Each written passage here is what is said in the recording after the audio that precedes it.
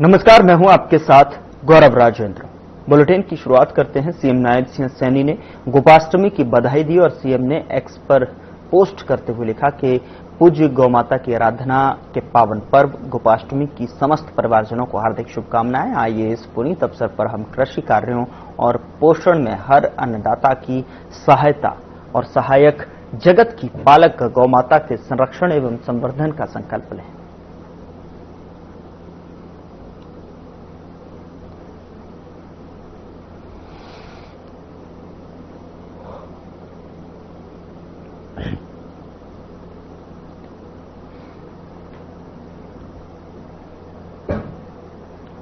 पूरे तोशाम क्षेत्र में गोपाष्टमी का पावन पर्व बड़ी श्रद्धा और हर्षोल्लास के साथ मनाया गया और इस अवसर पर लोगों ने गौशालाओं में पहुंचकर गौमाता की पूजा अर्चना की और गुड़ चारा खिलाकर त्योहार की परंपरा निभाई। वहीं दूसरी तरफ तोशाम क्षेत्र की दुल्हेड़ी स्थित श्री शिव गौशाला में भी गोपाष्टमी पर्व बड़ी धूमधाम से मनाया गया। श्रद्धालुओं ने गायों को तिलक लगाकर गुड़ खिलाया और गौसेवा का संकल्प लिया।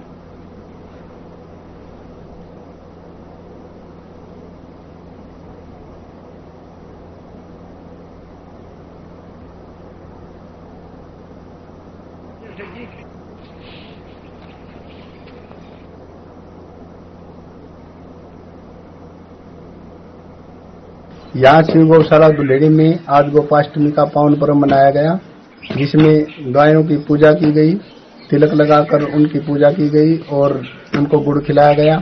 हर साल की बातें यहाँ आज भी गौओं की अच्छी तरह से हमने पूजा अर्चना की है। यह गोपाष्टमी का पर्व जो कि पूरे हिंदू सनातन धर्म के लिए बहुत ही आराध्य पर्व है और भगवान कृष्ण जी के समय से गोपाष्टमी का पावन पर्व हमारी धरती पे मनाया जाता रहा है और उसी की कड़ी में आज हमने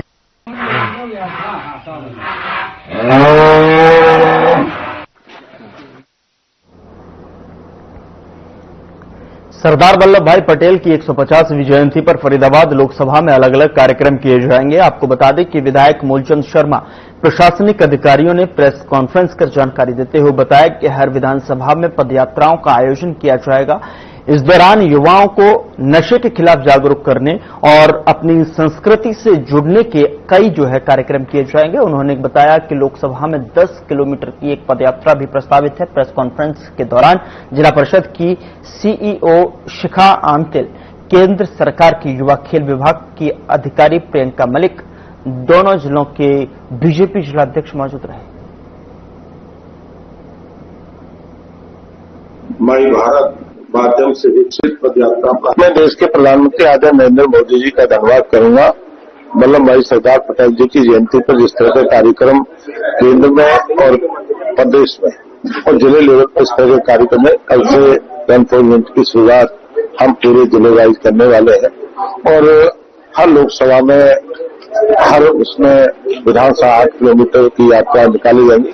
हर लोकसभा 2 बड़ी बड़ी यात्राएं निकलेंगी और इस तरह कार्यक्रम पूरे देश में रहेंगे और हमारे आने वाले 31 से लेकर 25 नवंबर तक और जो देश का कार्यक्रम है आने वाले समय 26 के 5 तक रहेंगे। इस तरह का कार्यक्रम पूरे देश और प्रदेश में रखा। फरीदाबाद के लिए क्या विशेष रहने वाला है मार्च के अंदर? फरीदाबाद कल से शुरुआत है। कल से हमारे जिले में 4 कार्यक्रम है। फरीदाबाद में है, तिराम में है और अपना नैटी है, बड़कन, इस तरह कार्यक्रम बनने वाले हैं। लोग कल से यात्रा होंगी और फिर लोकसभा की बड़ी यात्रा निकालेंगे। कितने युवाओं से जुड़ने की उम्मीद है? युवाओं को इस टाइम पे एक भारत श्रेष्ठ भारत सभी नौजवान साथियों को अभियान के लिए, नशा मुक्ति के लिए, स्वच्छता के लिए, एकता के लिए, इस सब के लिए हम नौजवान साथी सभी इकट्ठे होंगे। उधर सिरसा से कांग्रेस सांसद कुमारी शैलजा अपने निवास स्थान पर हिसार पहुंची और इस अवसर पर पत्रकारों से बातचीत करते हुए उन्होंने बृजेंद्र सिंह द्वारा निकाली जा रही सद्भाव यात्रा पर बोलते हुए कहा कि इससे कांग्रेस पार्टी को और मजबूती मिलेगी। उन्होंने कहा कि बृजेंद्र सिंह सर छोटूराम के वंशज हैं और उनका राजनीतिक इतिहास भी रहा है। उन्होंने कहा कि मैं प्रत्यक्ष रूप से सद्भाव यात्रा में शामिल होने जा रही हूं और इसके ऊपर बृजेंद्र सिंह से बातचीत होती रहती है। नाम की, लेकिन पीछे तो भाजपा एक प्रोग्राम है नीचे जमीन पर मजबूती कांग्रेस पार्टी की हो और जो हमारे मुद्दे हैं, तो मैंने पहले भी कहा सर छोटू राम के वंशज हैं, एक जिम्मेवारी भी है और राजनीतिक रूप से इनके परिवार का इतिहास भी है, तो अच्छी बात है, कार्य करने क्या दिक्कत है। एक तो कई बार बात होगी, इस पे होती रहती है। क्योंकि कुछ नेता आप ही की पार्टी के हैं, वो एक तरीके से खुल के भी ये नहीं कह रहे कि हम समर्थन में, खुल के ये भी नहीं कह रहे कि हम चाहते नहीं। मुझे तो कोई दिक्कत नहीं है भाई, मुझे कोई दिक्कत नहीं है। बिहार में हमारी तैयारी आज से नहीं, बहुत ही बढ़िया सफल यात्रा निकाली जिसमें लोग लाखों की संख्या में साथ में जुड़ते गए, हमने खुद देखा और लोगों में एक विशेष उत्साह पैदा हुआ है। वहां पर पीछे की जो वहां राजनीति रही उसको देखा लोगों ने कि सरकार नीतीश जी की नाम की, लेकिन पीछे तो भाजपा ही चला रही उसको, और आज के दिन भी। उधर महेंद्रगढ़ में गुरुवार को एक दर्दनाक हादसा सामने आया, जहां पर एक 6 वर्षीय मासूम की ऑटो पलटने से मौत हो गई। जानकारी के अनुसार ये घटना शहर के मोहल्ला कोका जो है बगड़ी में हुई। बताया जा रहा है कि कोका बगड़ी में हुई ये हादसा, बच्चा आंगनवाड़ी केंद्र से भोजन लेकर घर लौट रहा था, तभी पास से गुजर रहा एक सामान से भरा ऑटो अचानक पलट गया और बच्चे के ऊपर गिर गया। हादसे में बच्चे की मौके पर ही जो है मौत हो गई। मासूम की पहचान 6 वर्षीय अहम के रूप में हुई है, जो उत्तर प्रदेश के महोबा का रहने वाला था। बताया जा रहा है कि सड़क पर ऊंचे ब्रेकर और निर्माण कार्य के कारण ऑटो का संतुलन जो है बिगड़ गया, जिससे वह पलट गया और अहम के नीचे दबने से जो है मौत हो गई। स्थानीय लोगों ने तुरंत बच्चे को नागरिक अस्पताल महेंद्रगढ़ पहुंचाया, जहां डॉक्टरों ने जांच के बाद जो है उसे मृत घोषित कर दिया। घटना की सूचना मिलने पर पुलिस मौके पर पहुंची और शव को कब्जे में लेकर पोस्टमार्टम के लिए भेजा।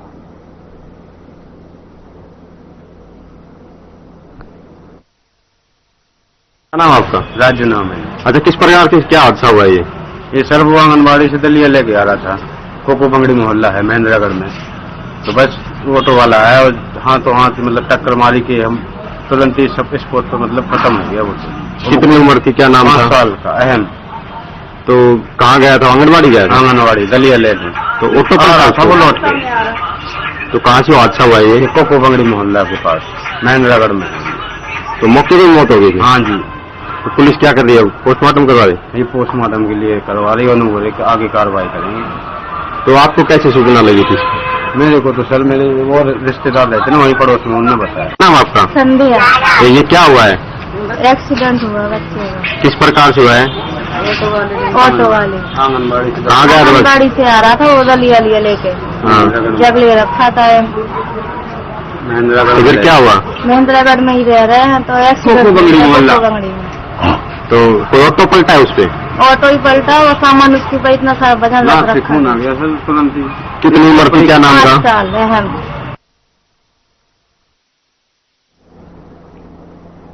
उधर जुलाना क्षेत्र से बड़ी खबर सामने आई है, जहां पर पुलिस ने गोसाई खेड़ा गांव के पास गश्त के दौरान एक युवक को 32 बोर की अवैध पिस्तौल सहित गिरफ्तार किया है। आपको बता दें कि आरोपी की पहचान शामलो कला गांव निवासी सुखविंदर के रूप में हुई है। पुलिस से मिली जानकारी के अनुसार जुलाना थाना पुलिस टीम क्षेत्र में नियमित गश्त कर रही थी और इसी दौरान गोसाई खेड़ा के पास में एक संदिग्ध युवक को रोककर तलाशी ली गई। तलाशी के दौरान जो है उसके पास से 32 बोर की पिस्तौल बरामद हुई है। पूछताछ में युवक कोई वैध लाइसेंस या दस्तावेज प्रस्तुत नहीं कर पाया और जुलाना थाना प्रभारी अनिल कुमार ने बताया कि गुप्त सूचना मिलने पर पुलिस टीम ने मौके पर रेड की है और आरोपी को काबू किया है। तलाशी में हथियार बरामद होने गुप्त सूचना मिली थी कि एक युवक अवैध हथियार के साथ घूम रहा है और टीम ने तुरंत कार्रवाई की और युवक को मौके से पकड़ लिया। पूछताछ में वह हथियार से जुड़े कोई वैध दस्तावेज नहीं दिखा सका। उसके खिलाफ आर्म्स एक्ट के तहत जो है मामला दर्ज कर लिया गया है।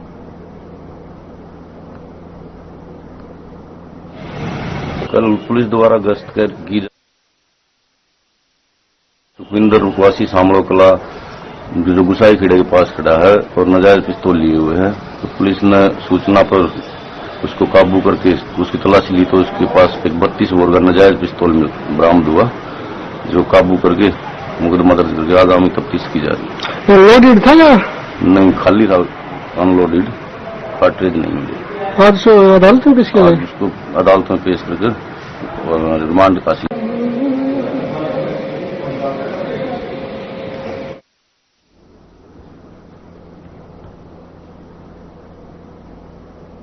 उधर फ्लाइंग टीम ने संजय जो है आपको बता दें कि सरपंच बीज भंडार पर छापा मारकर व्यापक जांच की। अचानक हुई इस कार्रवाई से न केवल दुकान संचालक बल्कि आसपास के अन्य व्यापारियों में भी हड़कंप मच गया है। टीम ने दुकान पर उपलब्ध खाद बीज और कीटनाशकों के स्टॉक सहित बिक्री से संबंधित रिकॉर्ड की बारीकी से जांच की। विभाग से मिली जानकारी के अनुसार सीएम फ्लाइंग को सूचना मिली थी कि सरपंच बीज भंडार पर अवैध स्टॉक भी रखा हुआ है। और बता दें कि यह दुकान नंदगढ़ गांव के पूर्व सरपंच हरिओम चलाते हैं और सूचना के आधार पर टीम ने सुबह करीब 11 बजे दुकान पर पहुंचकर छापेमारी शुरू की। टीम में कृषि विभाग के अधिकारी भी शामिल थे।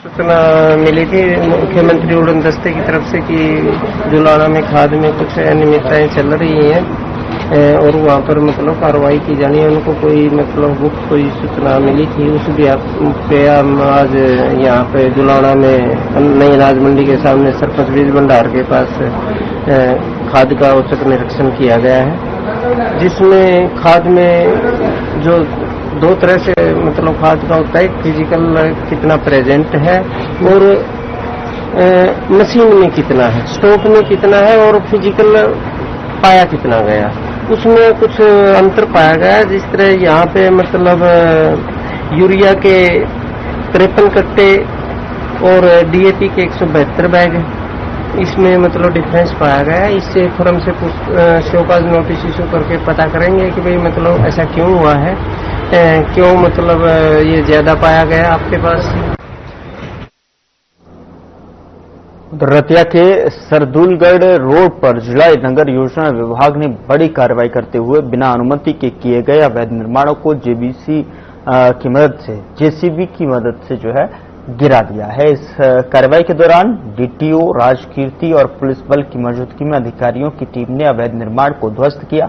अधिकारियों का कहना है कि निर्माण से पहले विभाग से अनुमति लेना अनिवार्य था, लेकिन बिना अनुमति के किए गए निर्माण को गिराया गया है। कार्रवाई के बाद भूमाफियाओं में हड़कंप मचा हुआ है।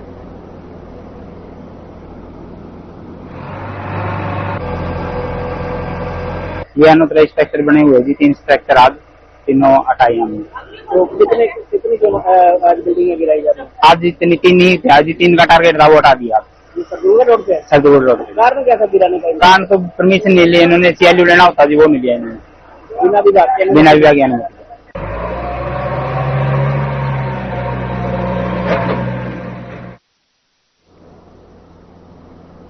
यहां रुक रहे हैं एक छोटे से ब्रेक के लिए। ब्रेक के उस पार खबरों का सिलसिला लगातार जारी है।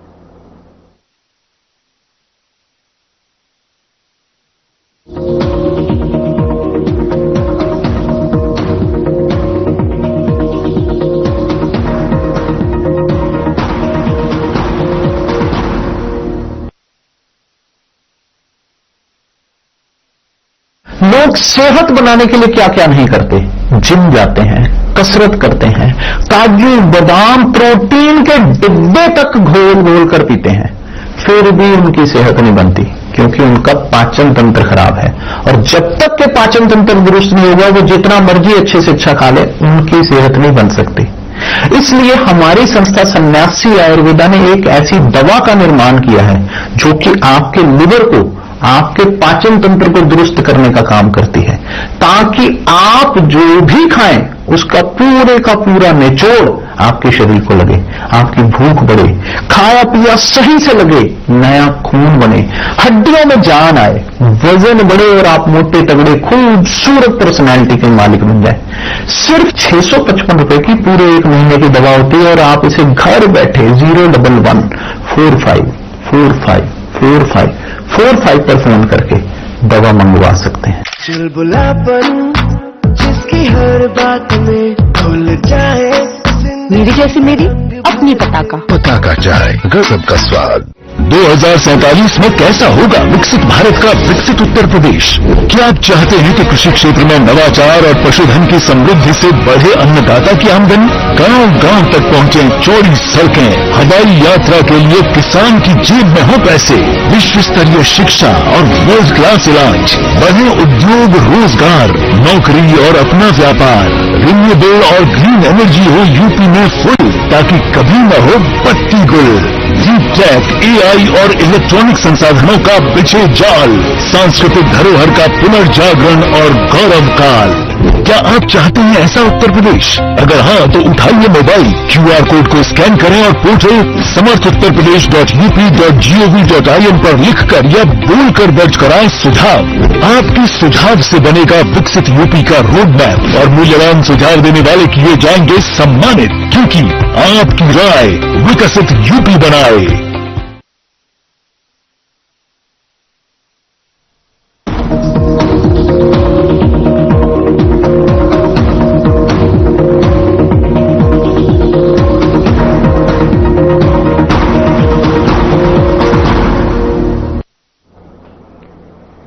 ब्रेक के बाद स्वागत है आपका। खबरों में आगे बढ़ते हैं। रोहतक में एमडी विश्वविद्यालय में कार्य महिला सफाई कर्मचारियों की माहवारी की समस्या को लेकर छुट्टी मांगने पर बेहुदा तरीके से उनकी जांच करवाई गई, जिसको लेकर महिला आयोग चेयरपर्सन इस पर संज्ञान ले चुकी हैं। वहीं दूसरी ओर फरीदाबाद में नगरपालिका कर्मचारी संघ हरियाणा के प्रदेश अध्यक्ष नरेश शास्त्री ने भी कड़ी आपत्ति जताई है और दोषियों के खिलाफ सख्त कार्रवाई की मांग की है और कहा कि सरकार ने कोई संज्ञान नहीं लिया तो आगामी 3 नवंबर को पूरे प्रदेश में प्रदर्शन होंगे। मन से उठाएंगे। और जो रोहतक में एमडीयू महाविद्यालय है, उसके अंदर महामहिम राज्यपाल को 26 अक्टूबर को आना था। उस दौरान हमारी जो एक सफाई कर्मचारी महिलाएं थी, उनको मासिक धर्म की प्रॉब्लम हो गई और उन्होंने छुट्टी के लिए रिक्वेस्ट की। इस पर जो वहां के अधिकारी और सुपरवाइजर थे, उन्होंने बाकायदा महिला कर्मचारी अधिकारी को उनको भेज करके फिजिकली चेक करवाया और उनका जो है ना उनके फोटो भी खींचे। उसके बाद जब ये अन्य कर्मचारियों को बात पता लगी तो उन्होंने इसका विरोध किया।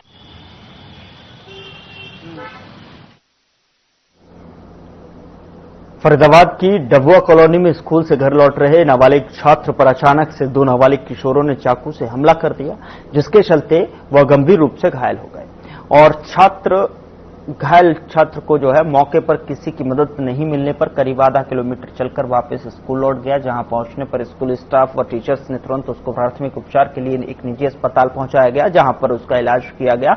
घायल छात्र की हालत सामान्य बताई जा रही है। इस घटना का एक सीसीटीवी फुटेज भी स्कूल से सामने आया है। छात्र के माता पिता की आर्थिक स्थिति कमजोर होने के कारण इलाज का खर्च भी स्कूल प्रबंधन द्वारा किया गया।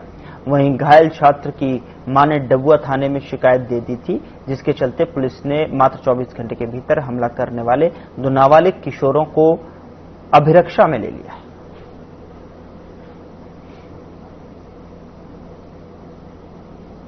कल जैसे ही हमारे पास लगभग 1:20 पे छुट्टी हो जाती है दोपहर के टाइम, तो जैसे हमारी स्कूल की छुट्टी तो बच्चे अपने घर के लिए निकले स्कूल से।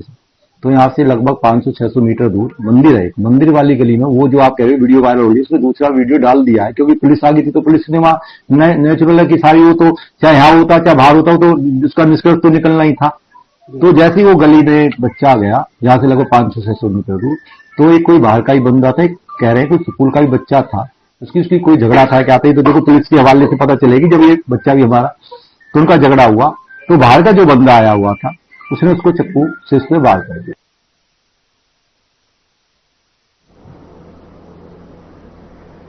उधर जींद से एक दर्दनाक सड़क हादसे की खबर सामने आई है, जहां पर एक तेज रफ्तार ट्रैक्टर ट्रॉली को और कार की टक्कर में 22 वर्षीय युवक की मौत हो गई। बताया जा रहा है कि मृतक युवक गगनदीप जींद का रहने वाला था और खरखोंदा में फास्ट फूड कैफे चलाता था। बुधवार की शाम वह अपने घर जींद लौट रहा था, लेकिन जैसे ही वह जुलाना जींद मार्ग पर सुंदर ब्रांच नहर के पास पहुंचा उसकी कार ट्रैक्टर ट्रॉली से जा टकराई। टक्कर इतनी जोरदार थी कि कार पूरी तरह से तहस नहस हो गई। सूचना मिलते ही गतौली चौकी प्रभारी संदीप कुमार अपनी टीम के साथ मौके पर पहुंचे और राहगीरों की मदद से घायल युवक को तुरंत सामान्य अस्पताल जींद भेजा गया, लेकिन डॉक्टरों ने जांच के बाद गगनदीप। कल रात करीब 10 बजे के आसपास ईआरवी हमारी 371 से सूचना प्राप्त हुई थी कि भी ऐसे ऐसे जो गोसाई खेड़ा के है ना पास नायरपुर के पास बुरा डायर को जो रास्ता जाता है वहां एक ट्रैक्टर ट्रॉली के साथ एक गाड़ी का एक्सीडेंट हुआ है। भाई घायल को हमने सरकारी हॉस्पिटल जींद भेज दिया है और रास्ता ब्लॉक है। जिस सूचना पर मैं और चौकी के अन्य कर्मचारियों के साथ मौका पर पहुंचा। वहां पहुंचने पर रास्ता को खुलवाया गया। खुलवाने के बाद वहां से हम सरकारी हॉस्पिटल जींद चले गए।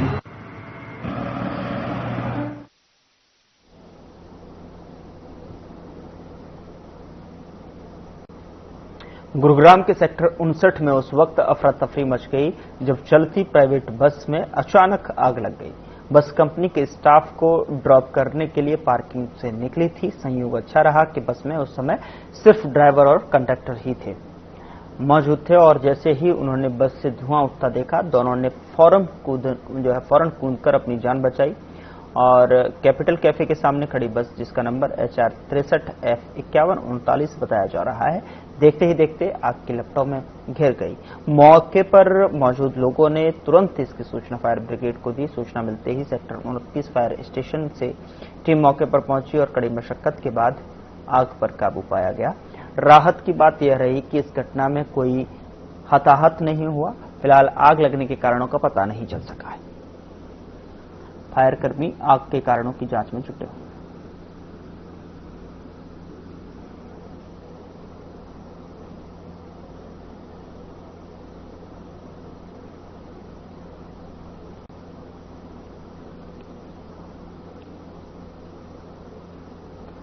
हिसार में फरीदपुर गांव के अंतर्राष्ट्रीय योग खिलाड़ी संदीप आर्य ने 37 घंटे लगातार सूर्य नमस्कार करके नया विश्व रिकॉर्ड बनाया है। संदीप ने बिना रुके 20,000 सूर्य नमस्कार किए, जिससे पूरा देश गर्व महसूस कर रहा है। हिसार पहुंचने पर संदीप ने बताया कि यह उपलब्धि वर्षों की साधना और अनुशासन का परिणाम है। उन्होंने कहा कि इससे ऋषि मुनियों की विद्या और योग परंपरा को नई दिशा मिली है। पोलैंड के वैज्ञानिक डॉक्टर स्टेक और उनकी टीम ने बेंगलुरु के स्वामी विवेकानंद योग अनुसंधान संस्थान में संदीप पर रिसर्च की और पाया कि 37 घंटे सूर्य नमस्कार के बावजूद उनके शरीर के सभी अंग पूरी तरह से स्वस्थ और संतुलित रहे। संदीप ने बताया कि उन्होंने यह अभ्यास केवल नारियल पानी पर किया था।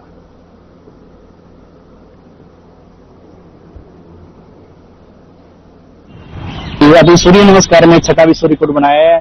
20,000 लगातार सूर्य नमस्कार करने का, 37 घंटे लगातार गुजरात में सूर्य मंदिर मोटेरा में।